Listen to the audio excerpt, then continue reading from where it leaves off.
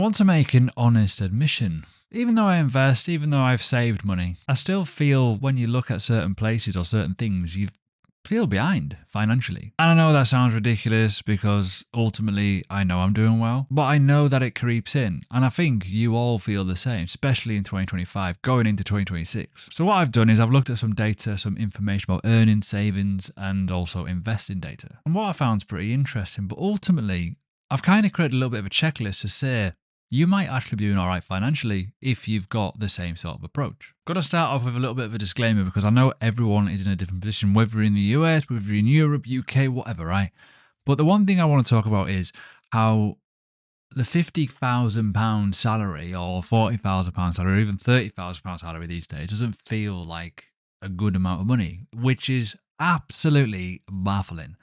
Because say in the UK, £50,000 salary is above average. But when you remove, say, national insurance, your tax, your pension, all the other bits and pieces, you feel like you've not got much left. Especially if you've got student loans, especially if you've got childcare as well to consider. But this is the point here. Income hasn't gone up. I just think expectations of what everyone's got has moved much faster now because of social media. Like, I genuinely do think that people earning 80 to 100k on a salary are probably thinking they're pretty average because expectations of that rabbit wheel or the rat race, whatever you want to know it as, gets bigger and bigger as you snowball your expenses because you want a bigger house, you want a better car, you want to showcase you're doing well. And that's the problem. You are comparing yourselves to other people. And I will go into that in a bit more detail in a bit, so stick around. So instead of asking the question, am I rich yet? The better question is, am I doing okay with my own money? Now, the financial checklist. Now, this is just about savings. It's just a little bit of information and data, and some of it is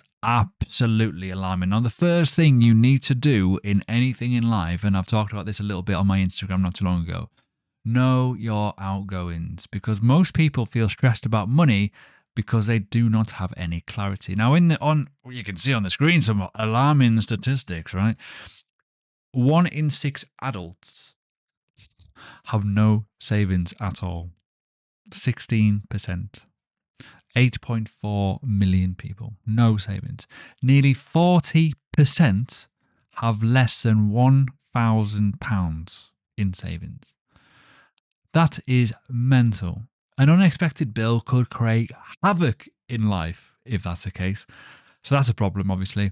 And if you know what comes in and you know what goes out each month, right, you are ahead of the huge amount of population just there. Now, the one thing you can do here, and this is going to give you a massive head start realistically, is knowing exactly what comes out of your bank.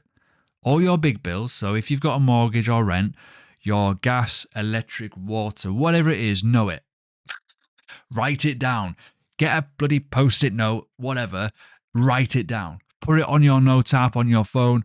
If you have Monzo, they have an analytical tool on there, which is brilliant, and you can put it as bills, and it will tell you exactly every single month. If you know that, it's easy.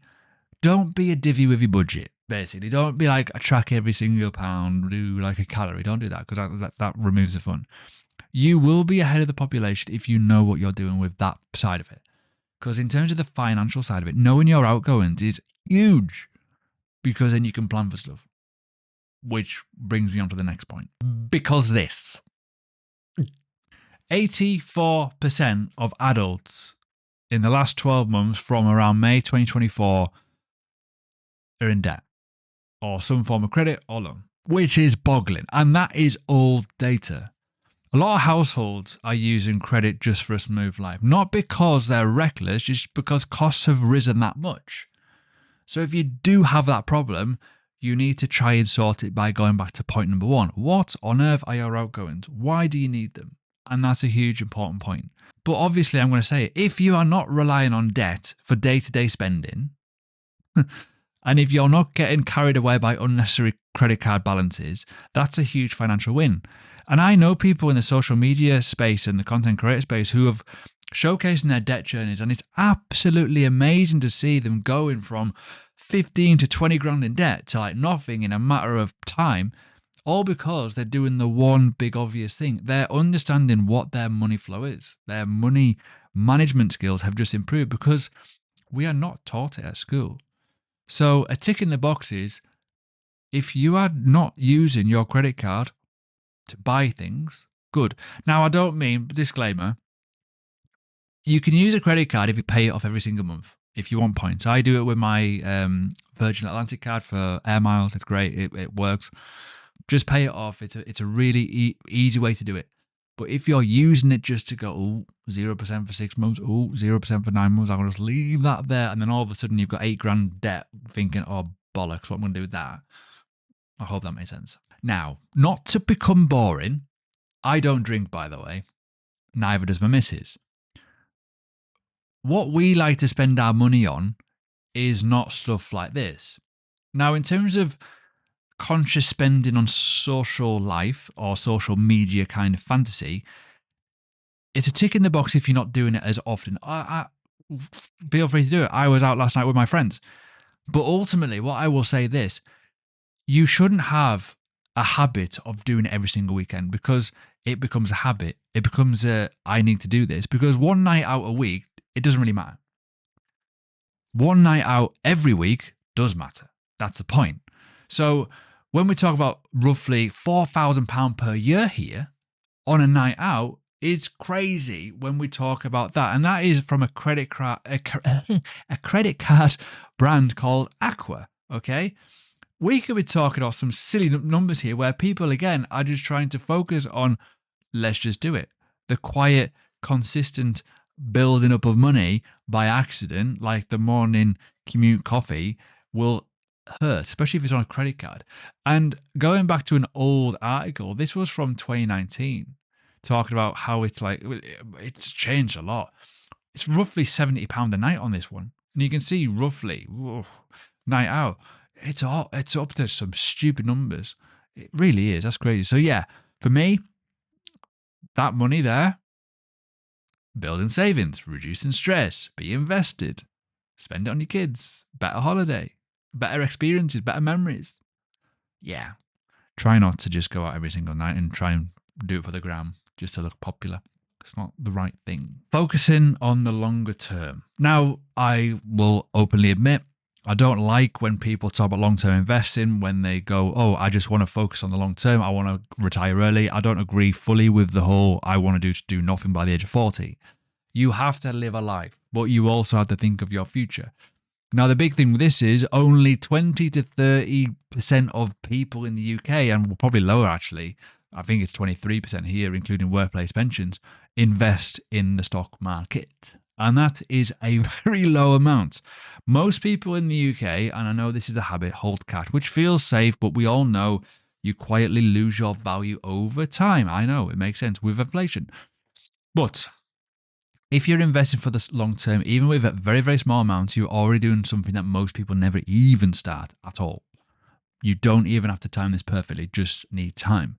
The investment mindset is absolutely crazy when you think about it, because the one thing that I often talk about, and I do talk a lot about investing, and I do want to talk more about money, but 16% of people currently, according to this data, only know about a stocks and shares ISA, for example, right?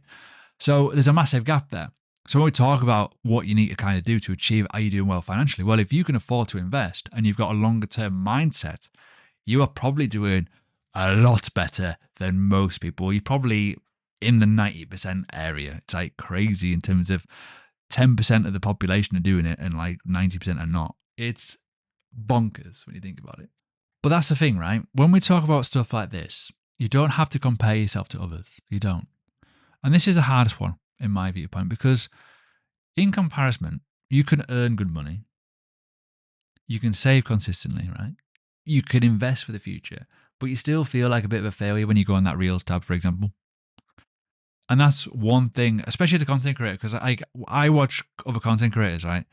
And I often see what they talk about, and I think that say for example they're talking about income, and I don't like talking about income. I just don't like the idea of it. But they would say, oh, I've made like £5,000 this month off my affiliate market, for example. And I think, fucking hell, that's good. But then I think to myself, is it really? I don't know if it's true or not. Like, that's the thing. But that's another thing with social media or what people's lives are like. You do not know genuinely if that's true or not. Like the guy at work, for example, who may have bought a Porsche or has a £30,000 Rolex on their wrist. Are they doing well? You just don't know, right? So try not to compare yourself. You've all probably seen comparison of fitness photos as well, with lighting and how different it can look with photo editing. It's that sort of vibe of finance. But this is a big thing, right? You need to compare life to Monopoly in a way. It's a Monopoly board. You're going round and round and round, right? You buy assets, go around, get money. You get the idea, right? Because there's no finishing goal realistically. If your goal is just to be richer, there's no finish line, because there's always going to be a fabric in you that's always wants more. And the moment that you stop racing around, essentially, is the moment where you start winning. At the end of the day, you need to compare yourself to the past. Have you improved? Are you better with money? Are you investing for the long term? Do you have no debt? Get my point? I hope you do. Because that's the thing. It's just one big circle, isn't it, when you think about it? The opposite to poverty isn't wealth. It's just being happy. It's been comfortable. Are you doing well financially? Because I genuinely think now in 2025, going into 2026, and maybe even longer, we're going to get to a point for me where it's going to be very hard to kind of live, because everything is going up. It's unbelievable when you think about it. It's crazy when you think of how much the wages have risen, how much cheeses and milk and the basics, right? The interest rates have risen. Everything's just gone mental. If you pay your bills on time, that's a tick in the box. If you aren't drowning in credit card debt, that's a big tick in the box. If you have some savings as an emergency fund, brilliant. If you're building for the future and investing for the long term, you're doing really, really well. And the final one, if you just don't give a shit about anything else and you don't care about what people have, long as you're happy, that's the main thing. But yeah, I don't think genuinely you're behind. I just think you're surrounded by noise. And I think everyone has their own little journey. If you are getting rid of debt, get rid of it. If you are saving for something, save for it. If you are investing, invest for it. It's fine. But long as you've got your own checklist and you're just quietly doing it and you're not comparing yourself to other people's lives, you have to do something because you feel like you have to, that's okay. Because eventually, over time, I think money will get a lot quieter. But yeah, let me know in the comments. What's your checklist? Have you done any of these? Are you a part of anything in terms of like, I want to get better at? Let me know. And if you are at a point where you are interested in investing or anything like that, there's a playlist here of a lot of videos you can binge watch or just have a little look, especially if you want to learn about ETFs or investing in stocks.